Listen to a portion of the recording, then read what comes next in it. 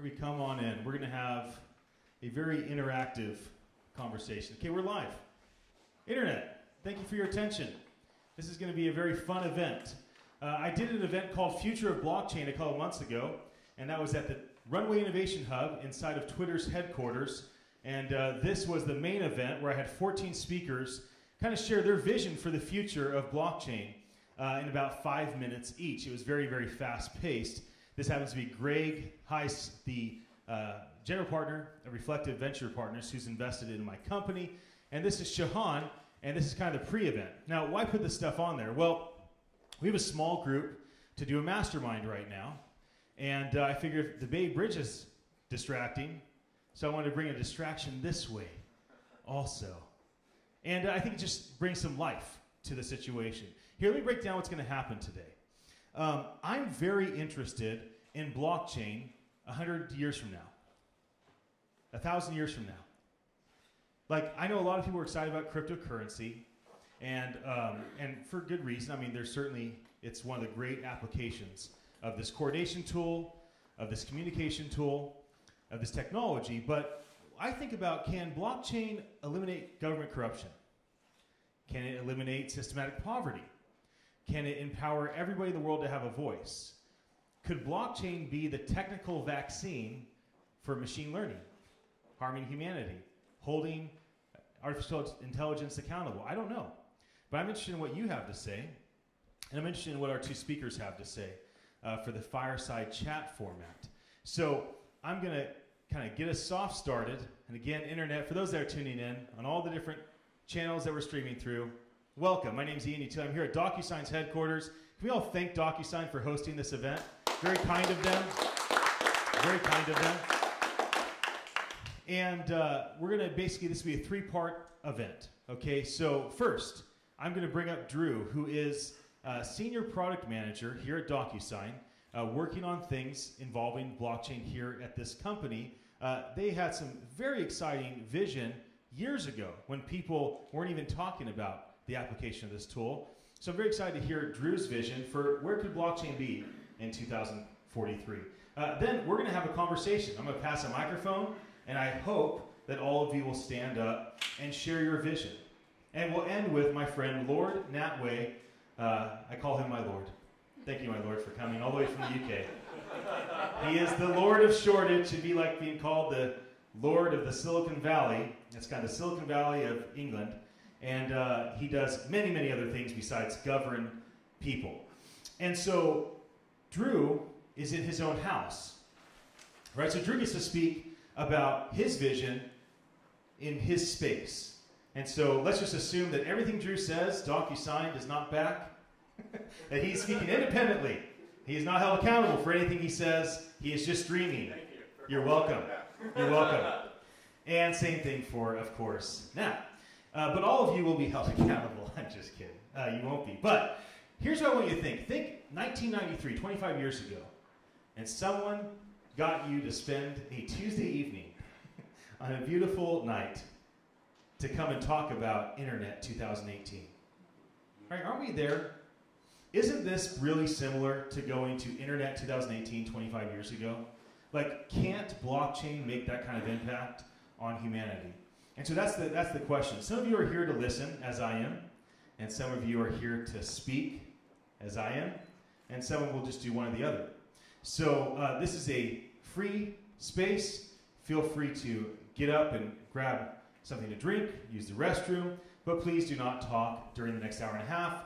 I'm going to end early at 7:15 on purpose so that all of you have another 45 minutes to network together, as you did the first 45 minutes. And again, the purpose of having these TVs going is to give you a little bit of life about what a normal event might be like that I'll do here in the future, like my next event called The Future of Voice, where we already have 480 people registered. So I need to figure out how to narrow that list down. And one way I do that is I have all the people that come to my events live stream the event for us. So we've built a technique to where all the speakers at my event, so every speaker you see up here, whether it's Shahan speaking, or whether it's Amy James speaking, they let me live stream through their account. And the 245 people that came to that event let me live stream through their pages. And so in the future, if you come to the event on Friday, November 16th here, the Future of Voice, then we'll have the stage set up over there. And that feel will be very much like this type of thing. Big pre-event and all the excitement of the speakers coming through very quickly, and the $500,000 of camera equipment and all the crazy that we usually do. But this is kind of a more low-key, unplugged event on purpose. And so that's the agenda for tonight. So before I bring up Drew, does anybody have any questions for me? Have I been clear about what's happening? Does anybody have something burning on their heart they just must say? We have 2 microphones. Lindsay should find out where those are at and have access to those microphones to pass around. Okay, that means if you don't say anything right now, you gotta wait 20 minutes. It's a lot, it's 1,200 seconds. Okay, we'll get started. So, Drew, I'd like to welcome you up to be my first victim, to come talk about the future of blockchain. And we're getting another microphone, but for now, will you please introduce yourself? Awesome, thank you. And guys, thanks everyone for coming. It's great to have these events here so close. It's really easy for me, I just come up in an elevator. So actually, I'm going to take a quick poll. How many have heard of DocuSign? How many have used it, signed something? That's awesome. Is that a stupid question now? It is. Okay. It's like electricity. Yeah, that's awesome. So I'm Drew Ashlock. I'm a product manager here at DocuSign. I've been here a little over 6 years. And when I started, that was not the response. It was maybe half, probably less. And I'm waiting for that point to when people are just like, that's like asking what Google is. That's a stupid question. So thank you all for, for knowing DocuSign and for having used us. It's awesome. So, Drew, the premise of this conversation is Blockchain 2043. And so you as an individual and then your team are working on all sorts of innovative technologies. I mean, you have one of the best vision casting videos I've ever seen about blockchain that was made like 4 years ago. So you've been thinking about this. You and your team have been thinking about this for a while. So let's start big vision. Take me out when you have your retirement party. They celebrate you. Maybe they make a monument to you and your team because it's more team. That's how we do things now. We don't do monuments to people. It's to teams, as it should be. And you and your whole team are gone. And now it's your mentees. 25 years from now, 50 years from now, how has blockchain affected DocuSign? What's happening in your mind projected way out? Yeah, definitely. I think the first thing I'm excited about is when blockchain's used and it's not a qualifier for what you're doing. It's that back-end architecture. It's enabling a lot of really cool stuff, a lot of cool applications, but you don't even really have to mention it. And I think that's going to be sooner than 25 years. That's the first thing I'm really excited about. And then as far as DocuSign goes, we view blockchain as an awesome, really kind of complementary technology that fits into what we call a system of agreement. And that's anywhere from putting a document together, sending it out, having people sign it, and then doing stuff automatically after that's signed. So that kind of ties into the whole smart contract space. And there are 3 main areas that we're focusing on, and we think it's really applicable. The first is around identity. So something that's really big for DocuSign is knowing who's signing these documents. And we do a lot now using different providers, but there's also a lot of people out there on blockchain doing really cool things where you can, as a consumer, protect your identity, but still validate who you are. So that's something that I see, getting adopted over time, and hopefully it's much sooner than 25 years, but that's something we want to be able to plug into our system and allow these identity providers to be able to allow the end consumer to prove they're themselves by transacting agreements, and us not having to use a bunch of these other providers is just using their blockchain identity, because that's something that's standard and used kind of everywhere. Yeah, that's good. And as far as projected out, there's kind of 2 paths that a lot of us think about with legacy. We think about our career path or our public impact, and we think about our personal path or maybe our family impact. Talk to me for a moment about what you would project out for like your grandkids, not product, but personal. Like, what kind of world might your grandchildren live in based on this tool, this technology, this ledger? Yeah, definitely. I think you mentioned earlier, there's a lot of these kind of social thoughts around blockchains. I'm really excited about those. I think those will definitely come to fruition. I think that the blockchains of today they're either going to have to evolve, or there's going to be the kind of the next version of blockchain. And then, as maybe DocuSign specific, a lot of how we think about agreements and documents now, it's from paper, right? Like we take paper, we digitize it with PDFs, and that's really what people are signing now online. 25 years from now, it's going to be totally different. There's going to be data that's fed in, it's going to be more code, it's going to be a living agreement, and there's going to be a lot of stuff that happens automatically after you agree to that document, whether it's an actual document as you know it by like a piece of paper, PDF, that's definitely going to go away, and we're going to see everything be much more programmatic in code, really the concept of smart contracts. Yeah. So one of the things is a signed contract on paper is the enemy of DocuSign, right? A Starbucks is the enemy of a co-work center, right? A paper bill is the enemy of PayPal. What do you think are the enemies of blockchain? Like, what type of things is blockchain going to completely replace in your mind in the same way that you're trying to replace a signed contract, digital currency is trying to replace paper currency, and co-work centers are trying to replace this spot where you go and pay to buy coffee or whatnot? That's a really good question. For DocuSign specifically, it's going to replace, I think, some of the things we do now to ensure kind of trust and security. Once you have a lot of this information and hashing, on the blockchain, some of that stuff that's maybe more archaic can go away. So we do a lot now around the tamper evidence and proving things happened. And we have a new integration with the Ethereum blockchain where we're taking some of that information and we're actually putting it on the Ethereum blockchain. So it's starting to move away from kind of these historical ways of doing things and getting some of the benefits of a blockchain, such as immutability, publicly accessible, and third party. Third party. So there's some folks here in the room. There's probably quite a few watching online because of the way that we set up our live streaming, and certainly an unlimited number of people that could watch the archive, right?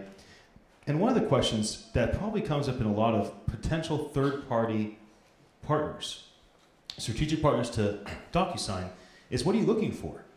Like, give the people here and maybe watching, like, what is the type of organization? What's the type of visionary leader? What's the type of technical savant that you're looking to forge partnerships with, that you're looking to collaborate with, that you're looking to potentially recruit? Who do you want to work with to lead to 2049? Yeah, so we're definitely, at least in the blockchain space, looking for people who are on that bleeding edge and who are making investments in this space. So we're currently looking for some of our customers and also partners in the space to figure out what's next for us. We have our kind of, I would say, like dipping our toe in the water and doing something that has value and is really cool.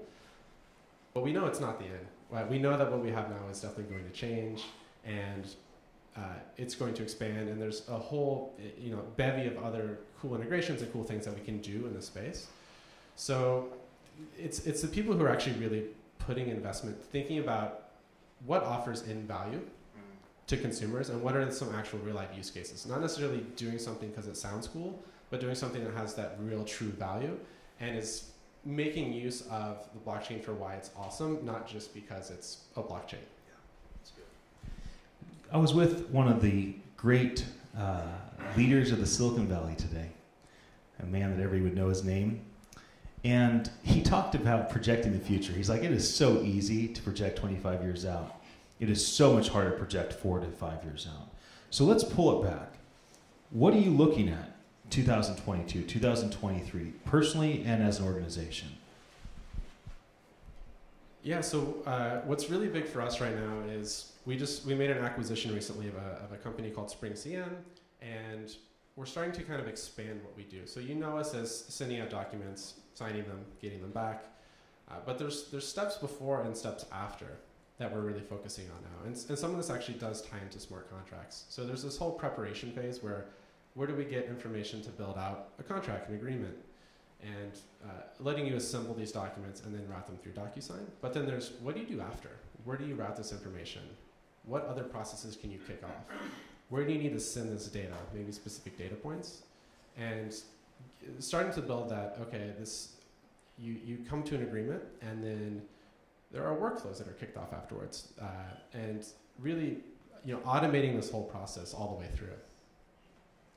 So that's a big, I would say, kind of 4 or 5 year time bubble for us, is really nailing that, and starting to build the foundation for what is a smart contract in our world, how do we view it, and how do we actually make this a reality where people just use it and that's like, oh yeah, that's just how you do things. It's automatic. Yeah, that's good.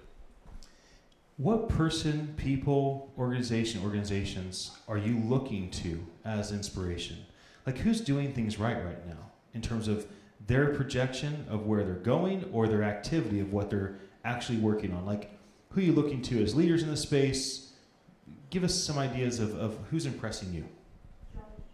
Yeah, so for DocuSign, the company, there are a few other SaaS providers out there that we really look up to, Salesforce being one of them. They're just killing it in what they do.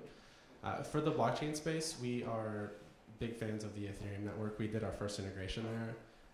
We really do like it as a platform to build on. So we're working with them. As far as other ones, we are talking to a lot of other companies and customers right now, and everyone's kind of in the same phase, at least from my experience, of they're starting to test. They have a few people thinking about it. They're taking meetings. They're figuring out what does it mean for their company? How should they tackle these problems? And I haven't spoken to too many people yet who are, I would say, like sprinting with a production-ready integration use case. Everyone's kind of in this, we're testing, we're researching, we're talking to people. It's all R&D, the feeling of it right now. Let's bring it like immediate. So what are you working on that you can tell us about? Like, what are you actually working on right now? What do you think you're going to be able to put out as minimal viable products or alpha products to kind of your closed network, or maybe even release some beta stuff in the near future? Like, tell us what's exciting right now. Yeah, absolutely. So I made mention this a little bit earlier, but we do have an integration with the Ethereum network where we're using the Ethereum network for some of the cool blockchain benefits. And we're basically, if you know DocuSign, someone sent you this agreement, you've signed it, and it's completed, right? Like you bought a house. And what we're doing is we're taking that signed document and we are applying a hashing algorithm, and we're spitting out a one-way cryptographic hash fingerprint, which really is like a complicated way of saying we have the string of letters and numbers that represents your completed transaction. And we're taking that value and we're storing it out there in the Ethereum blockchain. Which is great because it works as tamper evidence for that completed transaction, where if you were to ever recompute that value for that completed document, you can match it up versus what's stored out there in the Ethereum network. And if anything changes in that document, maybe someone goes in and changes some information there, it's not going to match. And we're getting the benefits of the blockchain where it's third party. It's not even our system, right? So it's in the blockchain. It's immutable. And anybody can access it. So it allows anybody who has this service turned on with us to download a completed transaction and upload it to our validator and check and make sure it matches what's stored out there in Ethereum. And it'll basically tell them it still checks out. This is what you signed when you signed it on DocuSign, or something's changed. We don't maybe know what, but something's different. Yeah, that's great. So, cameraman, thank you for being here. I see you. I know you're there. You make all this happen. Just want everybody to know, it's guys like the cameraman that make these things happen. Joyce, if you can hear my voice, you're amazing. Thank you for hosting us. Thank you for doing the sound and the video. Jesse, all the magic. Sean, I know you're up and ready. I know you're there. You innovator, you. I see all you people that make all this happen. Thank you, everybody. Cameraman, can you zoom in on Drew? I was going to start with that, but I thought I'd thank everybody first. Drew. You have the attention of some people. You'll probably have the attention of a lot of people with the way that I'm going to use this video. If you have one thing to say, 10 seconds, a minute and a half, I don't care. You have one thing to say, look right at that camera and tell the world what you think about they should be doing right now in the blockchain space, whether they're product people, visionaries, interns, I don't care, but tell people. You're the leader. Tell people what to do. What's the call to action? Yeah, I would say just keep pushing, keep innovating. I see a lot of cool stuff, and the adoption's not there yet, and I want the adoption to get there quickly because I can pull it in and make my software, DocuSign, cooler. So keep innovating, keep pushing, keep getting adoption, get users onboarded. Let's let's get these other big companies to see the value of the blockchain and maybe some of these identity services and make those something that's available to their end consumers.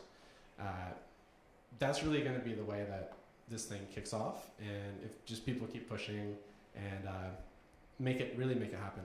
That's awesome. Can we all thank Drew for hosting us and sharing his wisdom? Thank you so much.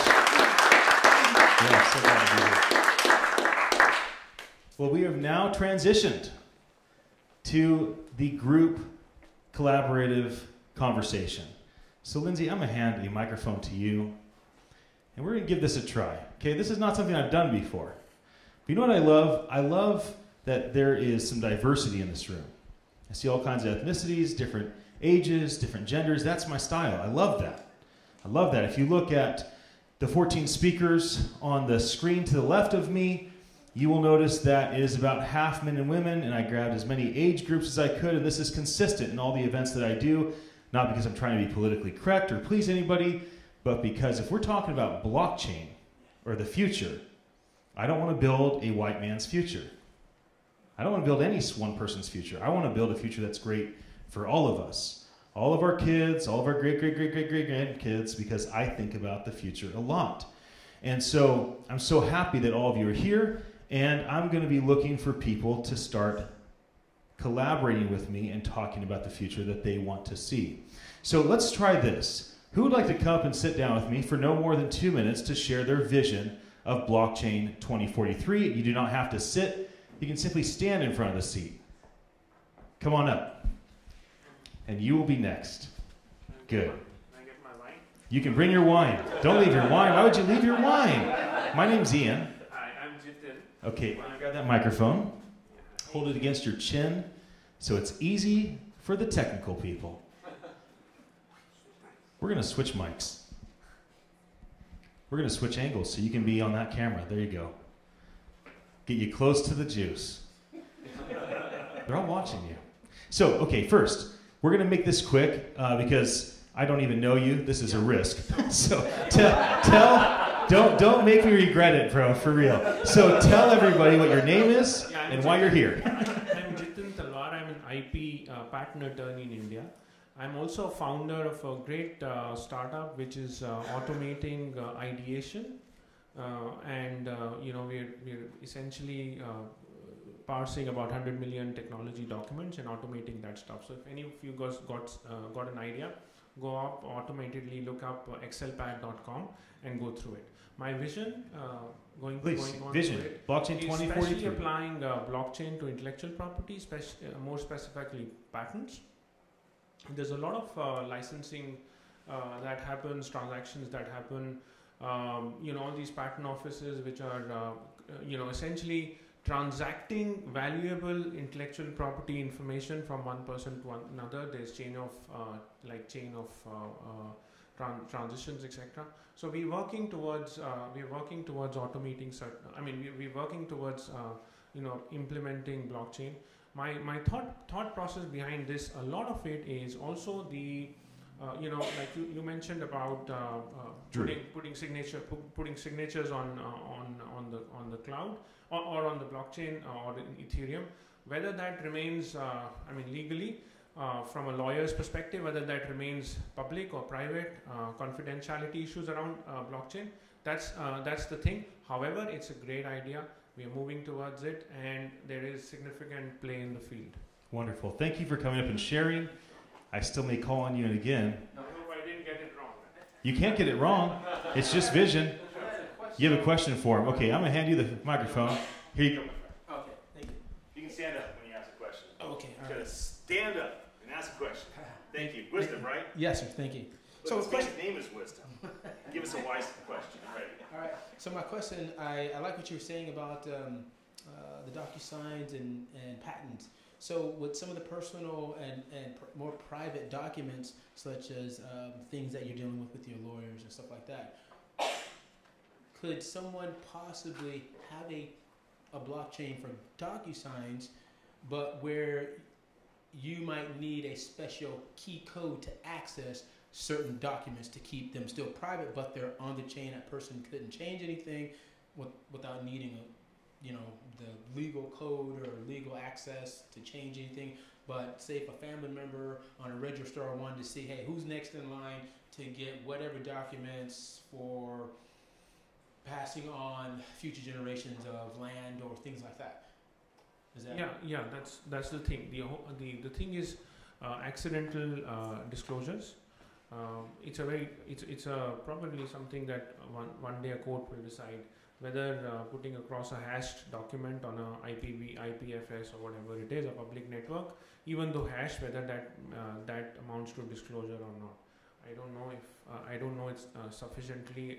I mean, right now we don't know how it is interpreted, but that's what lawyers are for. Wonderful end to any answer. That is what lawyers are for. Thank you for joining us. Take a seat. Why don't you come on up? Who wants to be next? Raise your hand now so I know. Raise your hand now. I'm going to pick you. I'll pick somebody if you don't raise your hand. Eric is next. Congratulations, Eric. Okay. Is that okay? Okay, good. Now I know who I'm going to next. Please introduce yourself and why you're here. Sure. My name is Amy Lee. How are you guys feeling tonight? Great. Okay, so I am a patient advocate, stage 4 cancer survivor, turned social entrepreneur. So I'm a first-time entrepreneur, totally abandoned my corporate career because of cancer.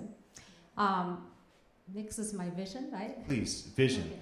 25 years from now, what are you trying to create? What do you want to see happen with blockchain? So I'm a graduate from Singularity University. I'm also on the board of Humanity Plus, which is an international nonprofit, one of the oldest futurist organization known as transhumanism. So we've been working and talk about this idea of enhanced human capacity in many years with AI and robotics. And so the way I see 25 years from now, are you ready for the singularity? Definitely it's going to happen. So be prepared for it. Personally, I like to create personalized medicine for all patients to save lives. Right now, I'm setting my foundation of a long-term project. I call it ISO.tech, the goddess of healing, to really empower patients to take control of their data and layer on lifestyle data and adding genetic sequencing data. On the other side, I want to pull in where the funding goes to and make sure these funding are funded in the most effective way to treat patients based on patient-reported data. This is my type of cancer, this is my treatment option, and this is my outcome. And to create that transparencies. And that can expand not only just from cancer, also all dimensions of healthcare, and really kind of increase the longevities of all our human species. Wonderful. Thank you for sharing. Does anybody have a question? We'll go to Eric then. Lindsay or Emily or somebody. Eric, why don't you come on up? Thank you so much for coming up. After somebody speaks, I need someone on my team to go to that person and to get their name, the correct spelling, their email and phone number to follow up, their title and company. So when I make a video, I know who it was that spoke. And counting on me to find that out afterwards is a very low probability. So we have our two folks right here. I need, Lindsay, I'm handing that off to you because you're amazing at getting things done. Eric, my friend. Yes. Thank you for joining me and let me call on you. Are you going to let me shake your hand? Yes. Okay. Eric, please introduce yourself. Thank you quite yet for calling on me. I'm Eric Jardine. I do investment management work. And where at? Paragon Wealth Management. Here in San Francisco. Yes. And you and I probably started talking about blockchain-ish stuff at the beach in Monterey a year ago. Yeah. And so give us an idea about your vision for blockchain on a personal or on a financial planner perspective. What do you think blockchain's taken us in 25 years? There's the book, The World is Flat. It potentially flattens some of the world. You look at how some people in Venezuela are adopting hard currency in the form of Dash or Ripple or whatever is going to clear better, faster than their own currency. And they've always been stuck with our own dollars. And so it might flatten some things. flatten some economic structures that have been in place for many, many years. That's great.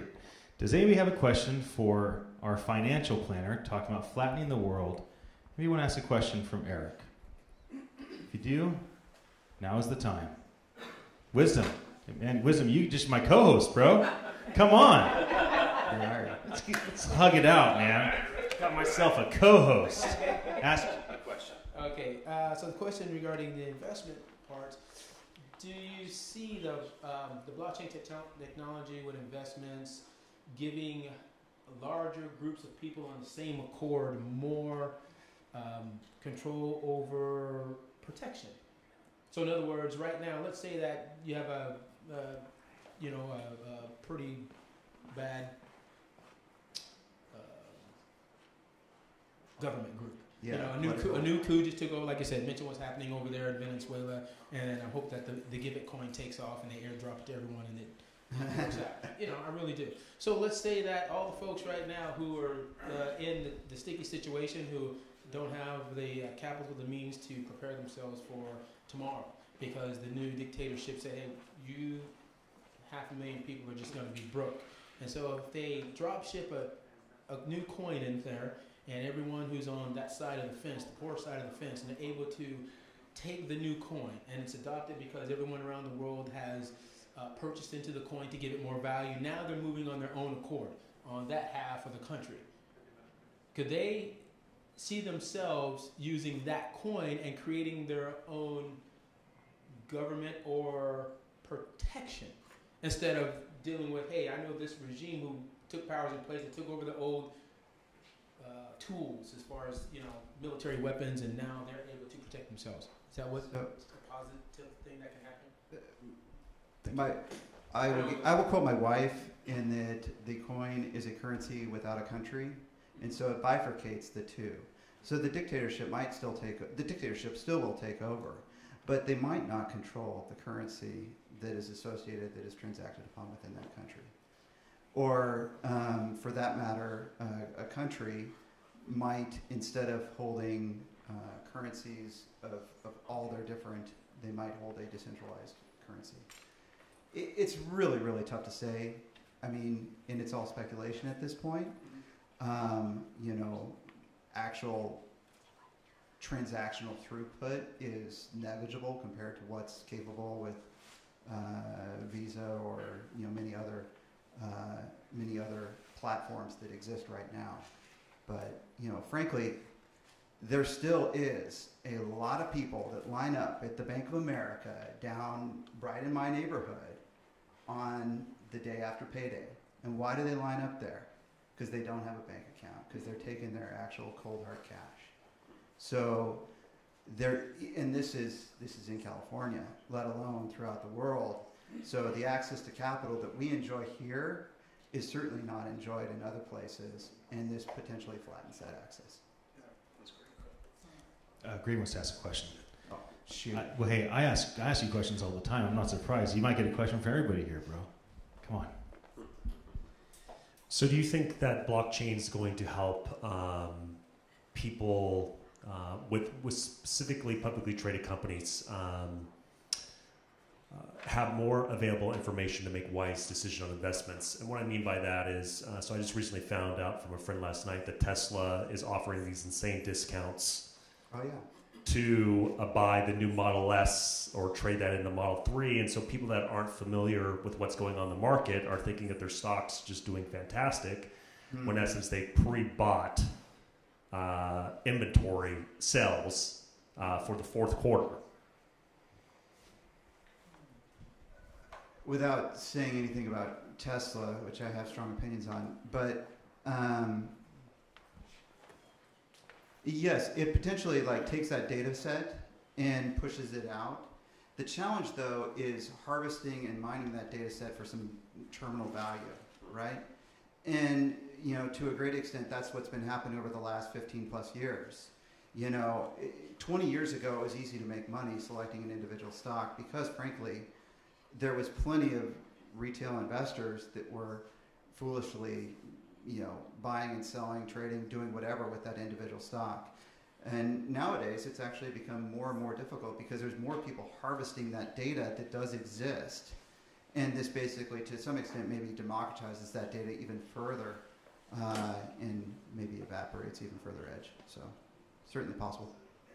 Thank you for taking 2 questions. Thank you, Eric. Sure. Would anybody else like to come up and share your vision for blockchain 2043? If not, Michelle, would you come and join me? You're looking away. I could feel it. I could feel it. You didn't really want me to call on you, but come on up. Come on up. Share your vision with us.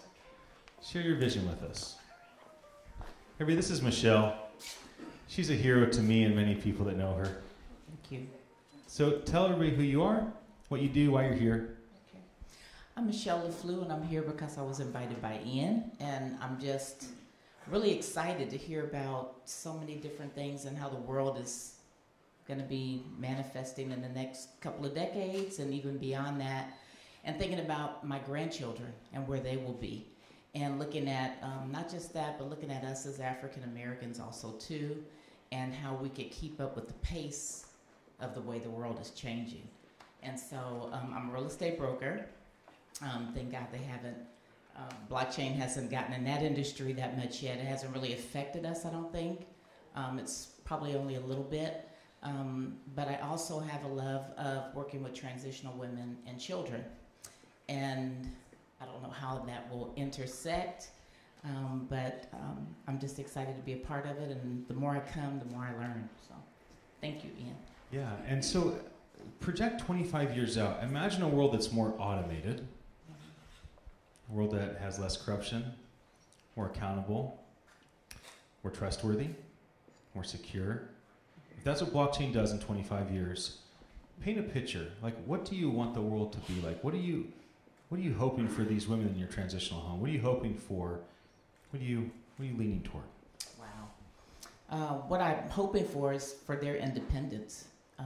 For them to be able to, be good mothers to their children, to be good, citizens in society, to be able to get all the tools that they need, education, monetary goods, all of that, whatever they can, whatever they need to use to be able to be successful in life. And what is a little scary, though, with blockchain, to me, is that it seems like it's going to separate us. With people just really having that personal contact, just seems like it's going to be separated. So that part concerns me, with people being so separate. So I want to see that communication. Maybe you should be part of the solution. Could try. Usually if there's something that bothers you, it means you should be part of the solution. Thank you for coming. Maybe you have a question for Michelle before she jumps back to her seat. Okay. Thank you. All right. Would anybody else like to come up? John, come on up. This is John. He's my partner. He's the CTO of our company, WMVAI, where we magnify voice for attention and influence. And John might be the smartest man I know and a lot of fun. We laugh a lot. Thank you. It's probably illegal to have this much fun at work that we do. So John, first tell everybody who you are, a little bit about your background, and then I'll ask a question about the future. Yes. So I'm a serial entrepreneur. I've been run companies, but mostly my love has been technology. That's why I came to Silicon Valley a long time ago. I've been doing technology over 30 years. Back in the early days, I asked one of my professors, is this computing embedded stuff going to take off, right? It's like a young guy has no idea, like it was all new back then. Internet wasn't even out yet, right? So it's like, who imagined many years later where we are now? So I love technology. I'm having fun building some amazing new products here with WMVAI, my new partner, Ian. And I love that he is the mouth. He says he's the mouth. Because I can be more introverted, but he's putting me out here and putting mics in my hands sometimes. So all over the world. I gotta step up. Hey John, we're in the UK, we're in Germany, we're in Stockholm. You need to talk on a stage, my friend. We've been share your wisdom. doing the world tour. I don't know where I am half the time. As long as I have enough underwear, I'm I'm happy, man. Just the basics. I don't think blockchain's going to fix that. That's just Tell a me where human I'm sleeping. condition, taking care of the basics. So, anyway, I'm very excited about the future. Now, there's a lot of things to fix, okay? What I see is, not going to the dark side of, like, what could go bad. We've seen all the sci-fi movies, but I'm really excited about humanity and transparency. Now, nothing guarantees that you can't write you can write code to be non-transparent, but we have an opportunity to sort of accept and almost demand that our world be more transparent, where there was a time where everything was run on a second set of books or under the table, or we don't know who's controlling who in our government, in our companies. And so I view it as, hey, if you're going to try to hide your shenanigans, don't try it anymore, because we're bringing the blockchain globally. I have a good friend in Kenya, and he's a technologist, and they're going through a lot of changes, a lot of uprising and people demanding justice. And I just read just this last week that Kenya's looking for the blockchain to come in because of this corruption stuff. I'm not picking on Kenya, but it's everywhere. If people can get away with corruption, they will, okay? And if they can hide it, they will, okay? So what does corruption do to our world? It basically takes away hope from other people. It really means someone's putting money in their pocket where it should have been shared or more equalized. I'm not talking about socialism so much, but how can we, all be rewarded for who we are and value one another again? So I see it as a way to bring hope back into the system and know that all these people that are serving us in government or even our local, housing, groups are really working above board. I see it as just purely a technology, okay? There's a lot of, cryptocurrency investment, and will this one do that, and 100x returns and all that. That stuff will go away. Now, it's already starting to, people are saying, okay, who's the team? Do they have a real product? It's not like, let me get on a quick, money train here and try to be a millionaire overnight because I picked the right chain or something like that. So having hope is really what a lot about. But then there's a whole lot of stuff about automation. We're looking at a lot of ways to do automation. I mean, one of the examples I use is, hey, we all like to put together a party once in a while, barbecue, whatever you call it.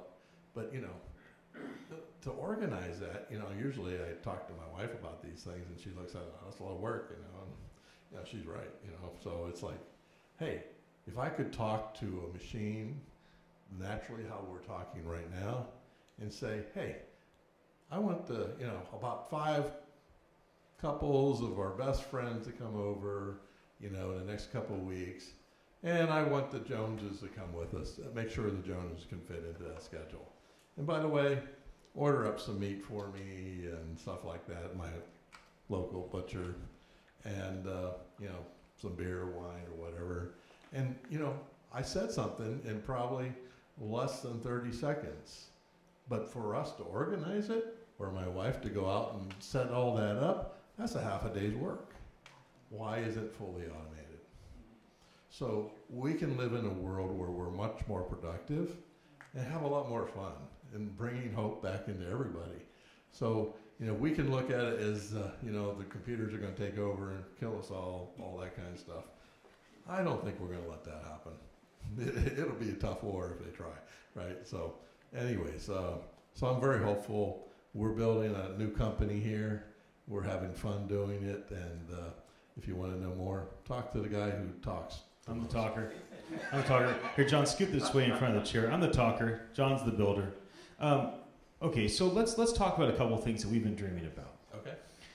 So there is concern about artificial intelligence, machine learning. That there is a concern about where that goes. Like, I'm not saying that it's going to have a soul and go Terminator on us. I don't know if anybody believes that. Elon Musk has definitely scared me. You know, it'll be much more, sneaky than that. He talks about it'll just. I didn't really want to say it. It's just so bad. Never mind. I'm not going to say it. It's scary, right? Scary stuff. So when I think about blockchain, I think about a foundation that protects humanity from themselves, from governments, and I think from technology itself. But when I think about voice as an operating system, which is what we're working on, right? Imagine Avengers. Imagine Iron Man. You see Tony Stark talking to Jarvis, and Jarvis is building stuff for Tony Stark, and it's like, well, that is cool. I want to have an assistant that can do everything for me, right? And you think about that, I think that voice as an operating system is what engages each individual as a person with technology in a frictionless way that saves us time.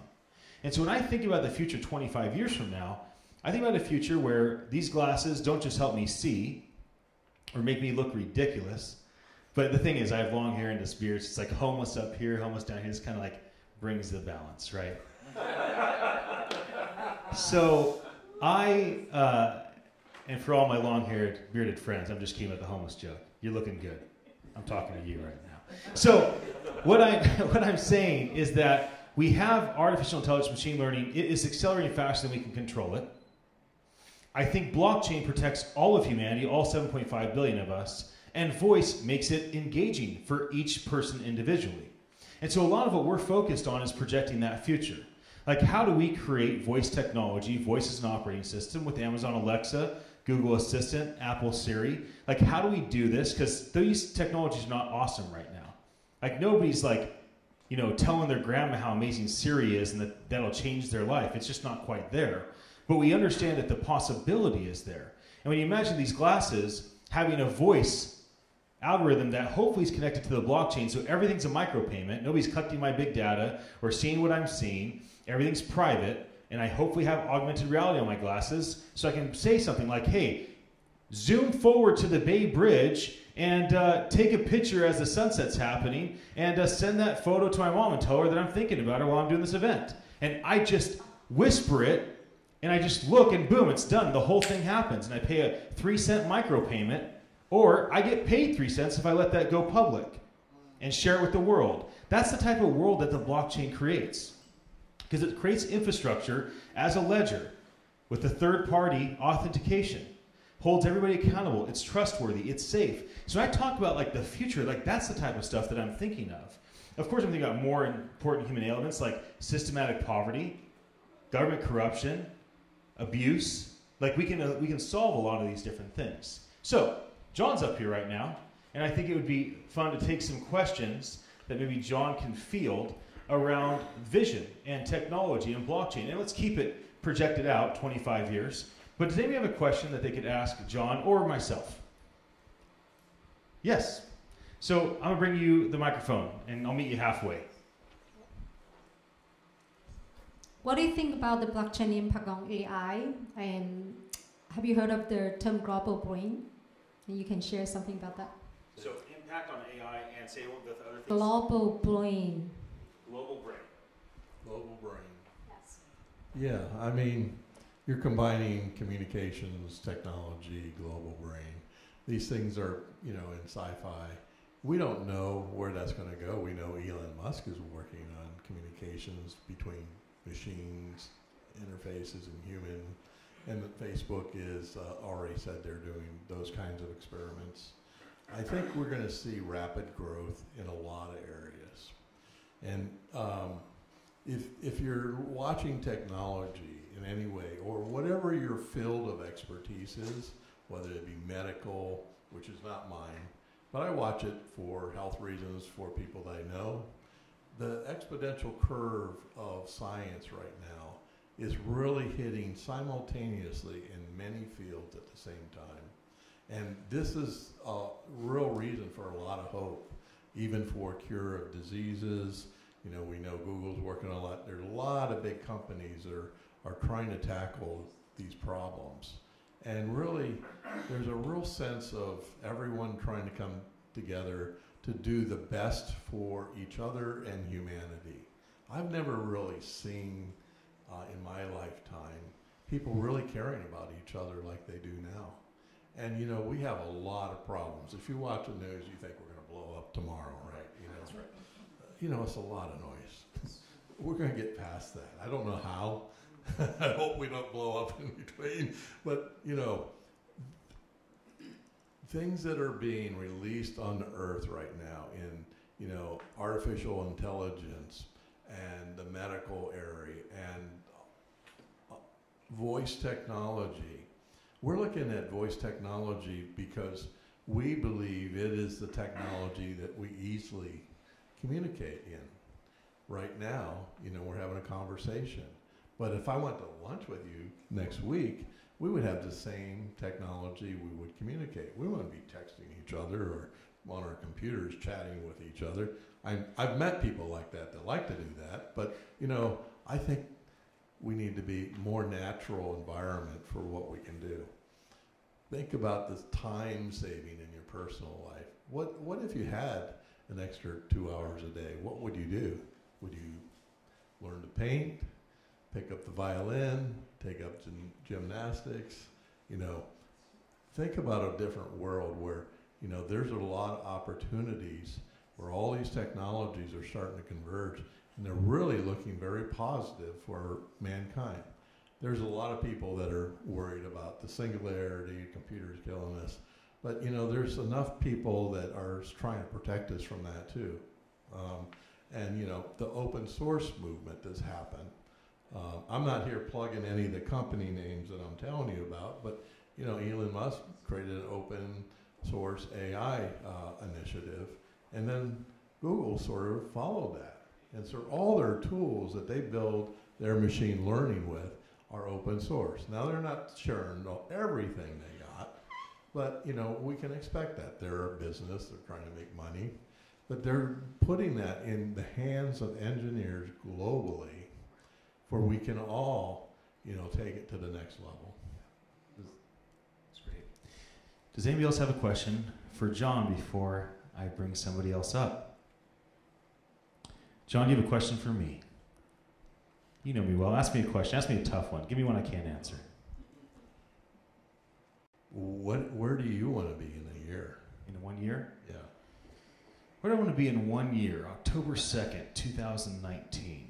I want to be laughing with a team of extremely productive people that are doing the best work of their life, that are as happy at home as they are at work. And I don't care how many people that is or what we're working on, but I want to be with those people. You know, that's great, because really I'm very excited where we could go with technology. There's a lot of things we have to work through, but you know, it comes down to hope for every person on this planet. I don't care where you are on the planet. Bringing hope, bringing wealth to all of us, right? It's not about, you know, someone having all the money in the world, right? There's more than enough resources on this planet. I know there's some people who would disagree with that. There's more than enough. We don't have to, you know, and I'm not talking about we're all paid the same. I think what people should be rewarded for their efforts and what they put into things. But, you know, there should be no one lacking in survival mode around this globe. Because when you're in survival mode, you can't even think the next thing. You're thinking about what I'm going to eat, you know, tomorrow or even today. So we need to have work together to bring that hope, and hopefully technology will be a key to that. And I'm just so thankful for all the hardworking, you know, scientists, engineers, and business people here and around the world that are really coming together in unity that I've never seen before. I had just a couple questions. One, a little bit closer. One thing I do see is the blockchain is basically an honesty and a system that will keep us all accountability. One is going to keep honesty and fairness for all humanity, which is an amazing tool. looking at it as if it's a huge lock. Lock is not going to keep the wrong people honest. It's just going to keep the honest people honest. And that's a lot of people that are honest error thinking that they're honest and they do things that they shouldn't. So that in blockchain. Another thing I think the technology world is going to allow us to get past, and I love your word of hope, but we got to get hope done. We're so busy offering hope, but let's get hope done. Because when I'm a financier with Bank of America, and what I did is we used to go out in the community and we used to teach economic reform and economic awareness. And a lot of the people don't understand money, regardless of how they learned in school. Because school sells you a lifestyle of what you can do if you go through so much school, but it don't tell you the process of what you do after you accumulate the funds. So we need to start with blockchain to create that as a system. Now, the other thing about blockchain that I'm concerned about in technology, Ian, is that it has the ability to teach at all levels and on all learning curves, because everybody don't have the capacity to learn like others. Take for instance, in the African American area where deficiency of economics is severe. And then you go into a Caucasian area where it's not so severe. But they both need help. But we need a system that would be fair, that would interject where they are at and bring them up. And where they're at, don't leave them there. So it helps everybody. And I appreciate that one. And if we can't put hope done, let's get done started. Let's not keep bringing hope and leave it on the table, because hope on the table doesn't help anyone. And I really appreciate you, Ian, for getting out in front of people. But this is a system that I believe in talking about. It creates an opportunity where you do have a currency that's universal, that's not tied to any economic, is deregulated. When something is deregulated, it allows us to build. Because I like to address certain things. Most of the people that are on either state or government assistance cannot afford to make too much resources, because if they start making resources on this hand, then it gets torn down on that hand. And I give you an example. Take a young man that's trying to get up and stand up. But what happens is when the system sees that they make an extra amount of money, they cripple them over on this side, so you could not make it. I believe that it's 3 S's. You got to come out of survival mode, go into success mode, but we got to get people into a significant area where they can help others, where their heart can go out and give and not be hindered by themselves. And I think these different cryptocurrencies allow people to get up and do some things without snatching the rug out from under them, and they can't do nothing. So I believe that the system, that the blockchain is going to bring about fairness, is going to keep people accountable, and so I just commend the technology. Thank you. You know, there's a lot you said. That's amazing. You know, there's 2 sides to that.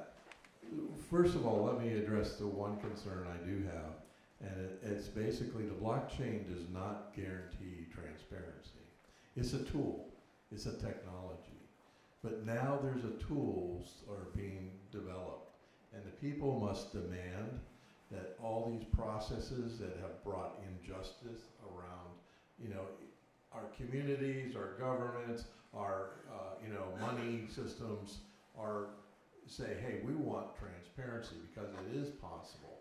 Now that doesn't mean you know exactly what IBM does internally and all that, but there should be an auditor that all their stuff should be on the blockchain, so they can't have a second set of you know, whatever, right? And I'm not saying IBM is doing that, so let me make that disclaimer. I'm not saying any of this disparaging against. I don't want them coming at me, but I mean they're doing a lot of good stuff with blockchain, and they'll be approaching governments with tools, but the technology has the ability to bring transparency and honesty. The other thing I want to I'll go a little off my normal. I work at a foundation, I'm on the board, and basically we see we work with a lot of juvenile offenders and other adult offenders, and we try to transition them into, you know, a profitable life and be able to earn and skills. But, you know, our laws need to change. You know, I look at these people who've maybe made a mistake or two, and then they're outcasts. They're marked. They can never do anything again. Then we have a whole huge society with maybe, I don't even know what the percentages are, but, you know, 20-30% of our society has these bad marks on them. They don't have a second chance. We need to sort of change some laws and demand some law changes, because we're taking the efficiency out of our society if these people can't be recovered and put back into their proper place in community, and, you know, given a second, third chance or whatever. You know, then I think the last thing I'll say before I go off the wagon of technology here, and it's all right. Okay. So this is, you look at the camera now. What's your last thing that you want to say? My last thing I can is, listen to you forever, but I you want to hear know, from other people. technology isn't going to fix healing our relationships with people groups and one-on-one. We need to at some point step up and say, hey, we need to heal our relationships and love on each other. And that's a small sentence, but it has a whole lot of things attached to it. So that's the last thing, my partner, and here's the mic. Thank you for coming up. Thank you for coming up. I actually wanted to hear your thoughts on what do you think about a point society or an honor society. Because I was doing some research, and I think China, they're trying to advance their culture into a honor society where everyone is given a certain number of coins or a certain number of distributed coins, and there are cameras literally everywhere throughout the city and in their hallways and their apartment complexes and residential areas. So when a person steps out, if they jaywalk, well, you get some of your coins deducted. If you're speeding, or if you're yelling and screaming, or out in public cursing, or doing something negative, then it's like a video game. Your points just kind of bloop, bloop, bloop, bloop. And then when you get below the bloop level, then things happen. So how do you feel about that being integrated into our society to help keep more people on a more better working level amongst ourselves to create a better society?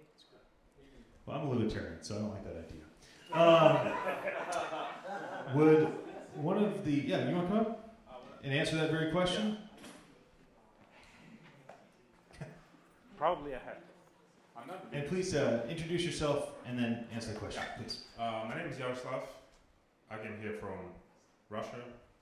So I'm not the biggest public speaker, but I think right now I have to come and talk about fun stuff. So referring to your thing, there is a certain point. In China, we have 1.5 billion people. Yes. You need a system. You cannot rule this amount of people. That's why they need some kind of automation for that. Okay. And that's why they did social rating, and it's kind of right now it's launched in pilot cities. Some of them, actually, they have one of the coolest AIs in the world right now. And actually, China for 3 previous years, they became, I think, the major force in AI. For the previous year, we were building a quantum-resistant blockchain. It is a blockchain that's resistant to quantum computer attacks that has not even been invented yet. I mean, the universal one. So we had to think about the future all the time. We had to think about things that are not even invented yet. And in this thing, okay, 25 years. Please. Yeah, that's a lot. 25 years vision. We can be, it's like a very ungrateful thing to predict the future, but we can dream about it. So if you think why government and blockchain, the cryptocurrency and government, like government don't need cash. It would be better if everyone would have just credit cards or some cryptocurrency so you can see all the money flows. So probably the government cryptocurrencies will prosper anyway until a certain point. So another thing, probably there will be $1 trillion decentralized autonomous organizations. But I'm not sure that that will happen on like current blockchains, because the real blockchain should be like open source. It should be supported by many people, because if we have like a blockchain for like 5 banks, that's only distributed ledger. It's not a blockchain, it's only database. Yeah, quantum computing. This is important because potentially the quantum computer is a threat to asymmetric encryption, and the blockchain uses asymmetric encryption, banking, internet payments, all of this stuff. Potentially, it can be hacked. So that's why actually we with quantum computers. Yeah, right. That's why we develop our thing, to protect it. So the thing is called quantum apocalypse, as we call it, as many people call it. And So quantum apocalypse is like a moment of singularity, but for quantum computers hacking everything. It's like the moment when we will invent and develop universal quantum computer. Universal means we can upload any program to it and it will execute. So right now there are some quantum computers, but it is like built for specific operations. And after the this quantum apocalypse, some kind of singularity, of course, that's when the fun part starts. Because this point we'll be able, to build like nano robots by the side of blood cell, and potentially will be immortal. Maybe, I hope so. So IBM says in the research 5 technologies, they're going to reshape the surface of humanity in 5 years. That quantum computing is one of them. And last year, Chinese scientists teleported a photon to an orbit, like a real quantum teleportation, 1,400 kilometers. Yeah, that's cool. So yeah, we are rapidly moving to this point. And in this case, I think about blockchain as a protection. Yeah, protection from technology, protection from government, protection. So the thing that we do right now is not like the industry of the future. It is like the basement, like the basis of the future that we're gonna build. That they're gonna add technologies, they're gonna use it, and so on and so forth. I can talk like really a lot about it, but just for the start, that's not. Well, thank you for coming up and answering the question that all I had to say was I'm a libertarian, I don't like it. Thank you. Appreciate it. Okay. Hello, Wade. How are you? It's good to see the two of you. I'm glad you made it. Yeah, please come up. Everybody, this is Greg Bennett. He's a wonderful man. He's an incredible sales manager, biz dev guy. Yes. I love it when he does work with me, but he's available. Internet, this man will make you money. Yes, sales operation executive. One of the things I look at the future of blockchain that my hope is it's really going to help us to hold more crucial conversations. And what I mean by that is, as a leader, a lot of my time is spent trying to untangle information that was passed on between consumers, vendors, salespeople, and I really look at this as there's a lot of fear in the industry that if we really tell people what we want, that the other person is going to reject or leave the contract. And so I'm really excited about these smart contracts that are going to be coming up where the expectations will absolutely be laid out. It will cause people to have to be absolutely honest. And it will also, I think, foster more communication where we will lay out what is acceptable and what is not acceptable, because we know that once we have this contract in place, that you can easily go back and see who said what. So that, I think, for leaders, and then also, I think it's going to dramatically lessen what we need for legal fees, because you're no longer going to have a lawyer that are fighting each other because it's specifically laid out. And so I think this will definitely help out with transactions with businesses. So that's what I'm very excited about. Thank you, Gray, for coming up and sharing. All right. I'd like to have somebody else come up. Somebody else come up and share for 30 seconds, a minute. What is your vision for blockchain in 2049? First person to stand up wins. Come on forward. Come forward and grab a microphone and share your vision. You know, there's something called foretelling in the world of prediction and prophecy. To foretell, it is to predict what may happen as a futurist and say this is what will happen, and it's prediction or prophecy, or whoever you're talking to, they may have a different word for it. And then there is forthtelling. And to forthtell is to create the future with your words. Right? There are smart futurists that actually figure things out and use logic to figure out the future, and then there are people like me that try to create the future with our words. Come up and forthtell. Come tell the world. Come tell me. I'm enough. Just come tell me. Come tell me. What world do you want to be in 25 years from now based on a tool as powerful as the blockchain? Come on up. Somebody come grab the microphone. And while I'm waiting, Corey, come on down. Internet, thank you for your attention. I'm loving you right now. You just stay tuned in. We're just going one after another, learning about what people want to see in the world in blockchain. And on my right is a pre-event for the future of blockchain I did over at Twitter's headquarters inside the Runway Innovation Hub. And on my left is the full event. And so this is going on just to distract you. That's it, just to distract you. No, I'm just trying to bring some life to the element. So I see you, and I'll call on you in a moment. But first, Corey, my friend. Yeah. I can't wait to hear about the world you want to live in 25 years from now. Blockchain 2043. Talk to us. Just one of the ideas that I've had is about legacy. And you know, as I was at this event, and we're talking about coins and different types of coins and what can we do.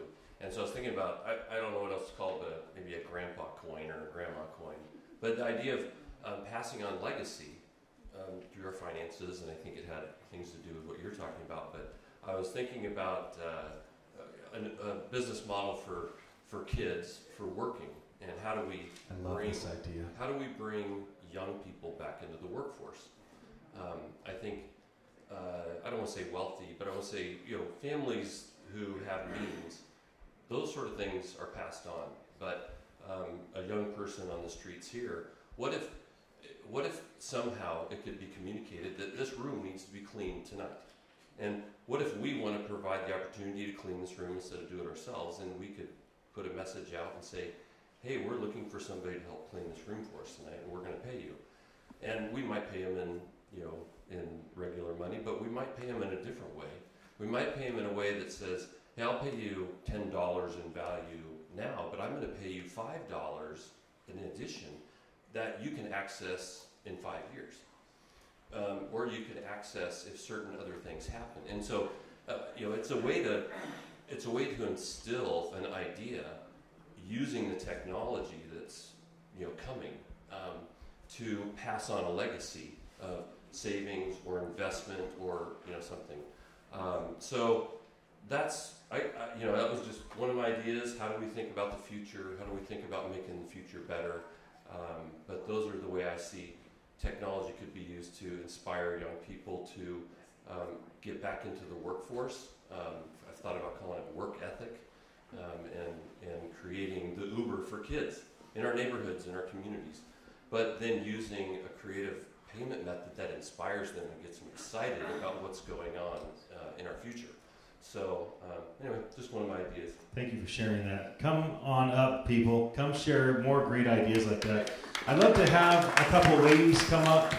So, Joyce or Emily, do either one of you want to come up? Joyce, do you want to come up and share an idea? I'd love for you to come share.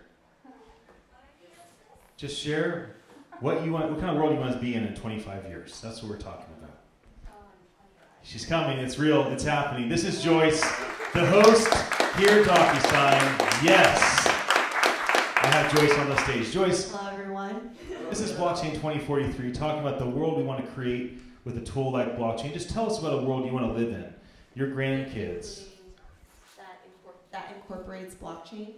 Or just Blockchain's going to make it reality. You tell us the future that you want all these people to create using this tool. But yeah, you can talk blockchain specific. It's up to you. Yeah, so at DocuSign, we opened up our space, the Executive Briefing Center, to many external groups. And we've been having a ton of blockchain-related events.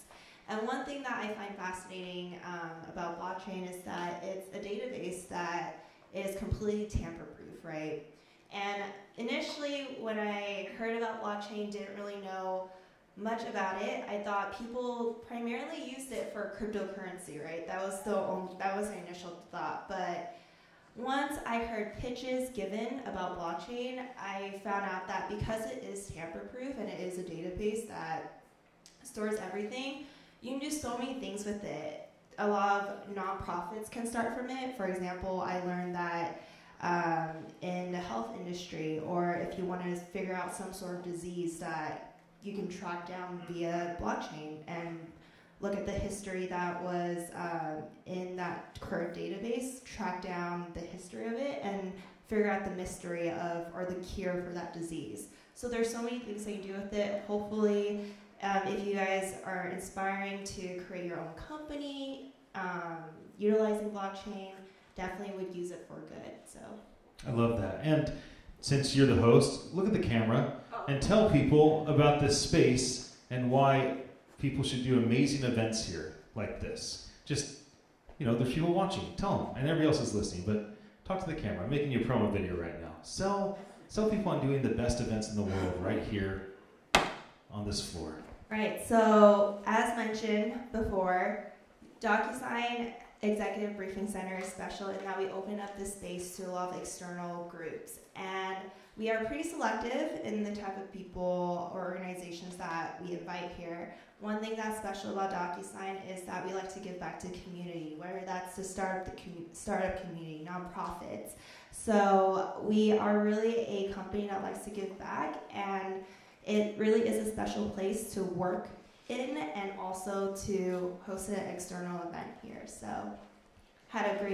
I'm currently in my 7th month here working at DocuSign, and I'm having a great time. Everyone here is amazing, and meeting fantastic people like you guys, and yeah, learning a lot as well. Thank you so much, Joyce. Can we clap for Joyce and thank her for hosting us? I'm going to take 2 more people. This lady with the most amazing red sweater.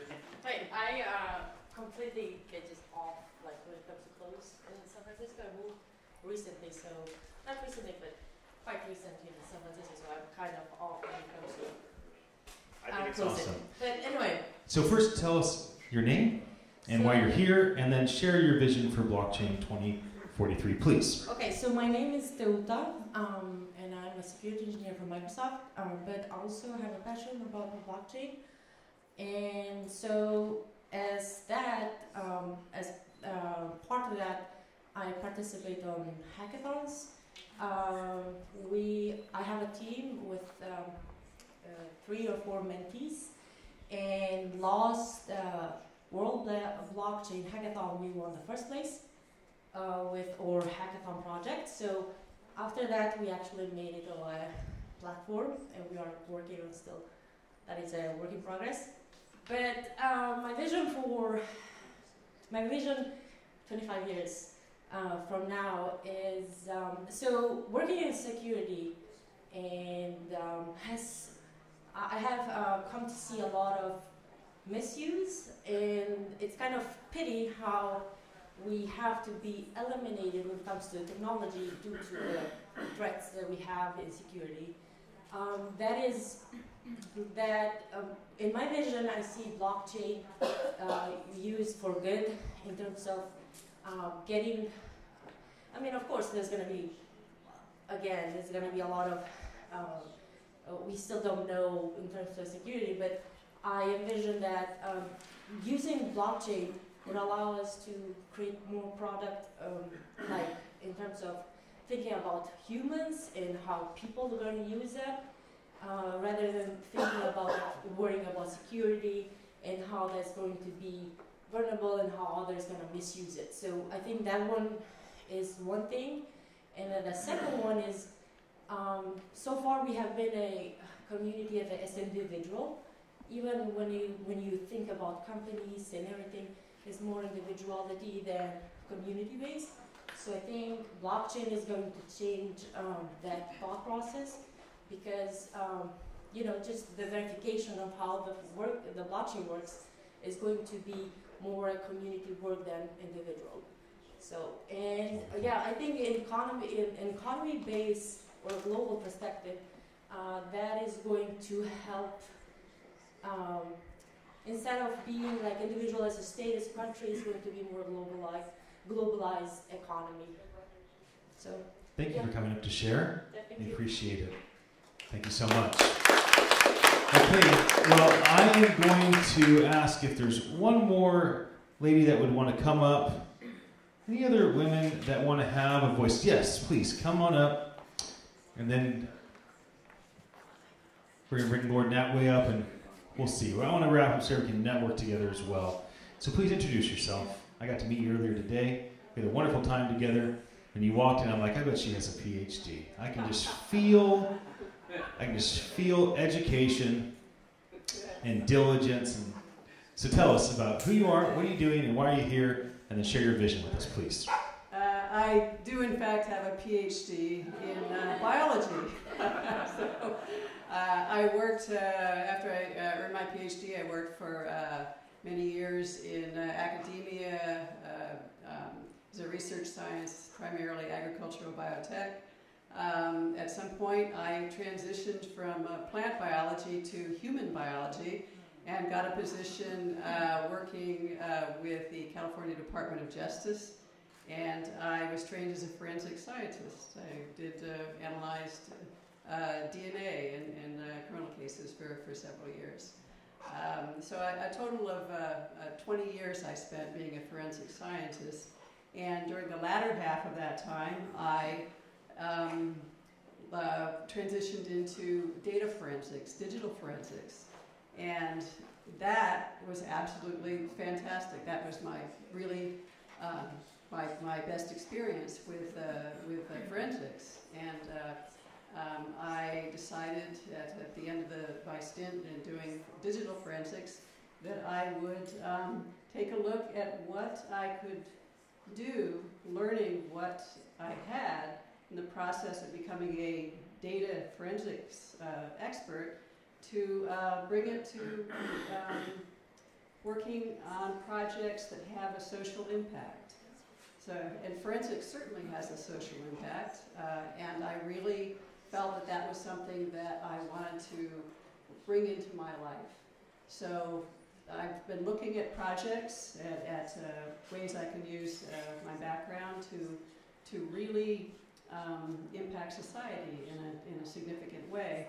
And blockchain has really caught my imagination because it's new, first of all, and I'm just learning how fantastic it is, the sheer breadth of possibility out there in what we can do with it. As a foundational technology, we can build on that and do so much. I think primarily my concern now is looking at how it can be used to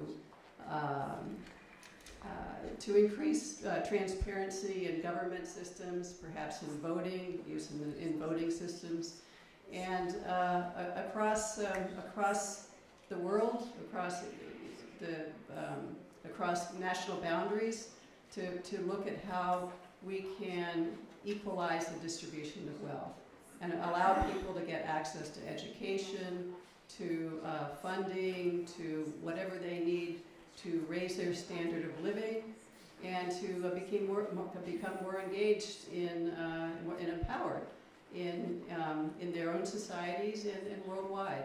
I think it's a fantastic technology, and I really look forward to seeing what the next step is and what it's going to look like in 25 years. Good. And we hope that you're a part of creating a great future in that. Thank you so much. Okay. Well, everybody stand up. We're going to stretch. It's time for the end. We're bringing the Lord up. Here comes the Lord. Lord Natway, come on down, my friend. We're ready for the final fireside chat. And everybody stretch it out. Look at that beautiful Bay Bridge over there. Cameraman, if you can get that, that is just something special, huh? Look at that, a bridge. Well, you know what? This conversation is a bridge from where we're at today to where we are going. Today, we are in a world where people are afraid of technology. They're watching Black Mirror and Electric Dreams. They're thinking about Blade Runner and Altered Carbon. And they are wondering what's going to happen in the future. And we are talking about creating a future that is going to be really, really, really good for humanity. One where you don't drive, which is very unnatural to drive. Isn't that weird that we drive cars? We weren't made to drive. Cars should be driving us. Or you're on your phone, constantly on your phone. We aren't supposed to be typing with our thumbs and having a screen in our face. We should be talking to technology and telling it what to do. So we are on a bridge, transitioning from where we're at today to what is possible. And I would like to have a conversation, Lord Natway, with you. And take a seat. Thank you for flying all the way out from London, England for this conversation. I genuinely appreciate your time and your friendship. Can you please tell us a bit about your background? Yeah, I'm originally from Hong Kong, my family, but born in the UK. Invariably worked in business, venture capital, did a lot of work on social innovation. Through that got to know our former Prime Minister, David Cameron, and was invited to join the House of Lords about 8 years ago, which is a bit like your Senate here in America. And I sit on various boards, straddling technology, real estate, different areas, and continue to do a lot of work on social innovation.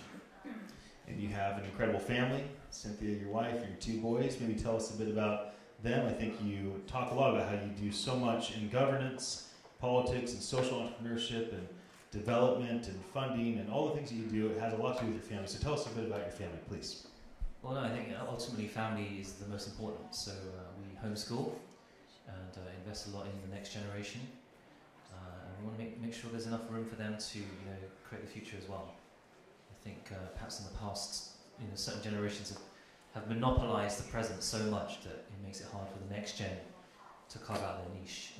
We're quite determined to give the kids some room to change the world too.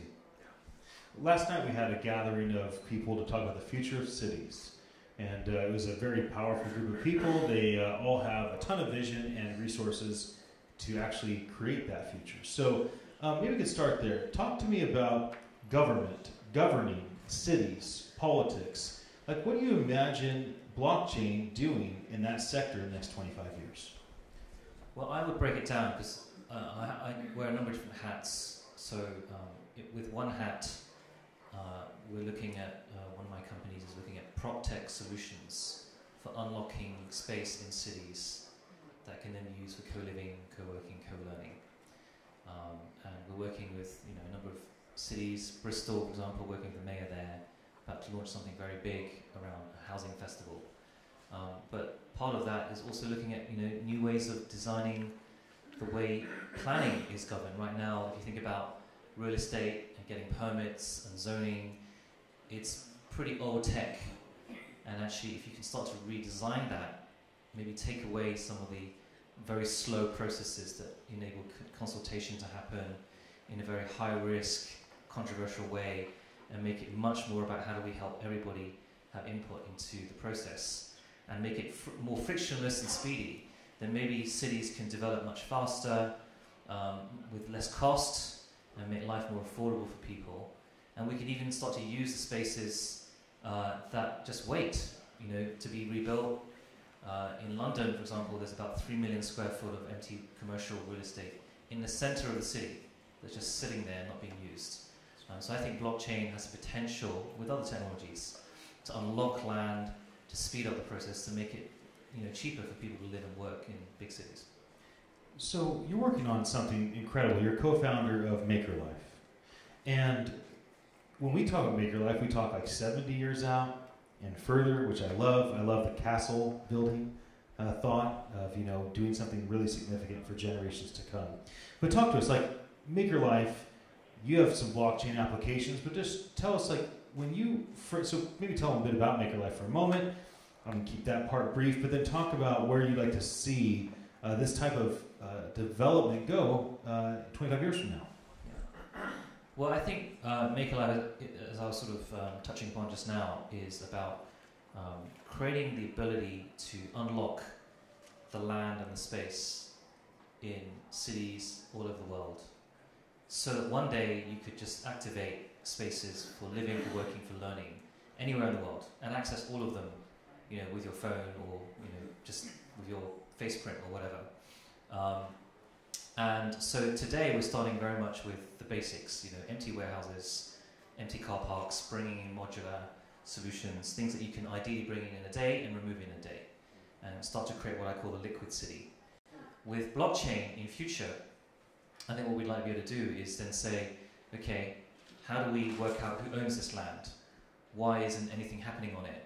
How can we quickly do something that takes account of the data in the area to create some economic activity and jobs, for however long they should be there, and then in the far future have that whole village 3D printed and then removed, and to start to unlock, for example, the money that's there that we all try to save to buy houses, which isn't enough, and say, okay, what if we could issue life coins, and what if one life coin was living in this ecosystem for 1 year at, say, $600 a month?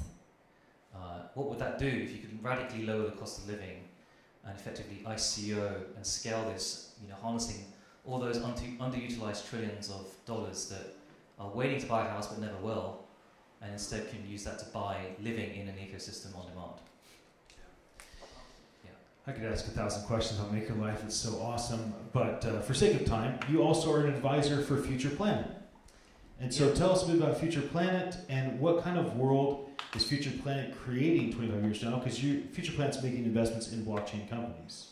Yeah, so Future Planet, which I'm an advisor to, working with our chair, Lord Foster, the famous architect who's doing a lot of work on smart cities, is channeling large-scale capital from sovereign wealth funds, pension funds, large corporates and families into technology companies that are reaching kind of growth stage, so Series B and C, but enabling those companies that have particularly solutions that could change the world for the better to radically scale. So one example I like to use is if we want to replace all plastic bottles with biodegradables, to help that company get the contract from, say, Coca-Cola, would require a huge amount of capital to scale it so they can win that procurement contract. And obviously there are blockchain companies, or companies that leverage blockchain, that have solutions for example, waste. Think about most of the world's agriculture, half of it goes to waste, never gets eaten. And really with smart technologies that can be embedded actually in the products, in the food, and with blockchain you can start to say, okay, actually we need to sell this product now, why don't we alert local cities that they can come to this farm, or create spot markets to avoid that food getting wasted, and start to look at supply chains. A lot of inefficiency and waste in supply chains. And then even things like, a big area that I think is going to come with Brexit in the UK and with protectionism around the world. How do we trace products as they go around the world, make sure that we can pay the taxes on them, know exactly where they went, where they came from. Right now that's very cumbersome, very expensive, involves a lot of paperwork.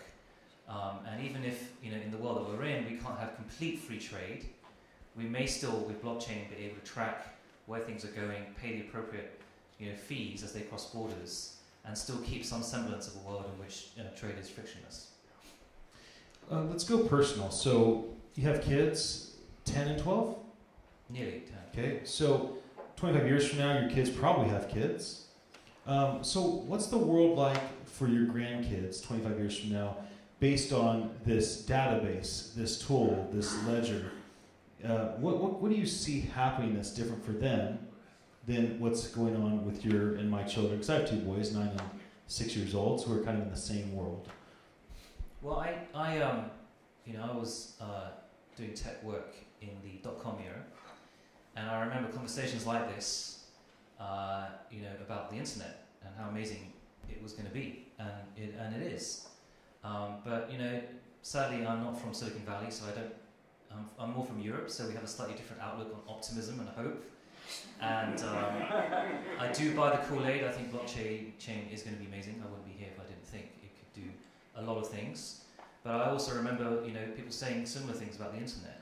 And my fear is that lobby groups and big interests might try to curtail this next wave of the internet and actually create somehow, I don't know how, walled gardens even within blockchain. I think about right now, central banks are talking to each other about how to create, private blockchains that enable them to save money, to make themselves more efficient.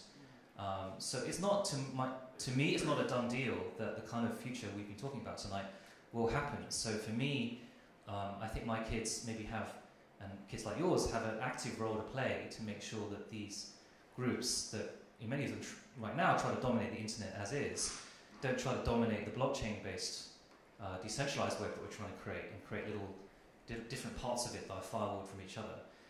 What I'm particularly interested in the area of politics, because I think a lot of young people feel disconnected from decision making that happens, is how blockchain could enable a different kind of democracy or decision making. Right? At the end of the day, democracy is about how we make decisions, about how we allocate resources, about what's important in our societies. And right now, democracy is based on popularity. Right? Whoever shouts loudest, says the most interesting things, looks best, ultimately right now in our system gets to win elections. And there are pros and cons with that.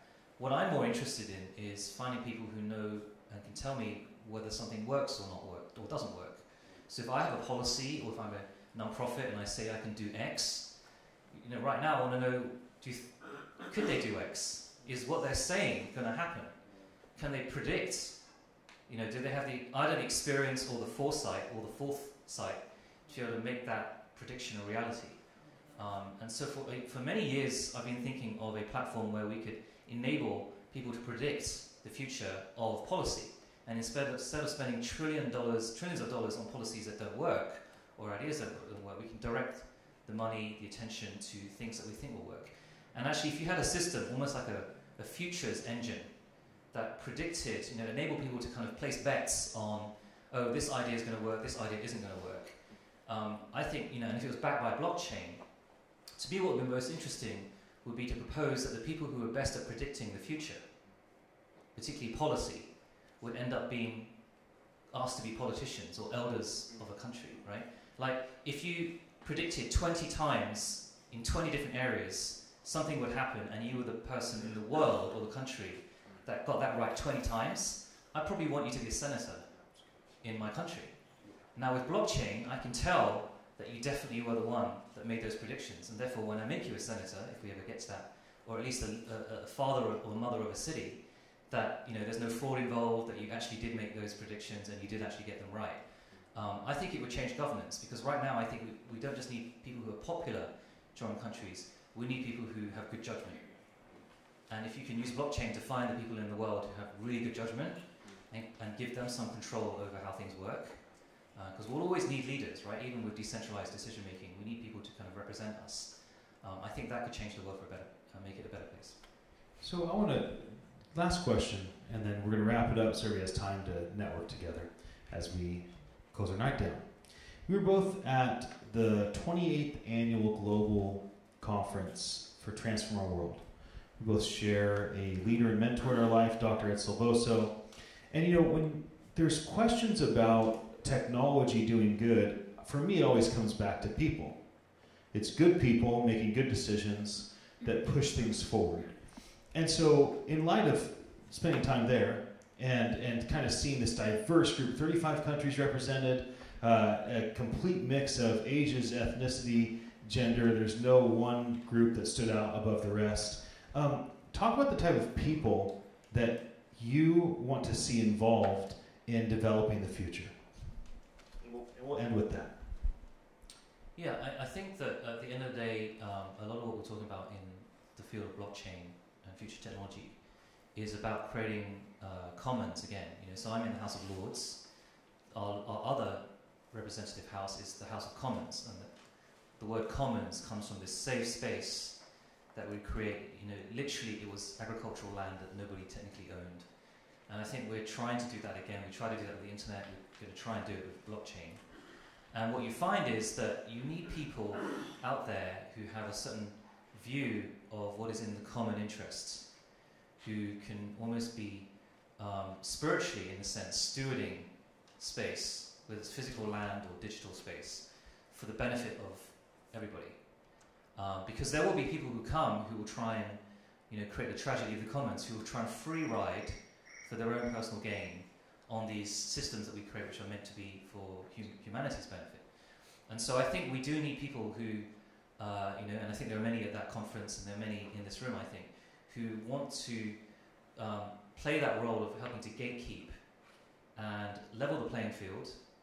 And it may take sacrifice, it may take huge sacrifice in certain countries to come against the dictators or those that would like to use this for ill. To say, no, we want to make sure that this commons is preserved and, not just be lured by the quick buck or, political power in its conventional sense, but actually say, no, a few of us have actually got to take a stand and make sure that this commons of the future actually comes into being, is preserved and exists for our children and our grandchildren. And for real, the final thing.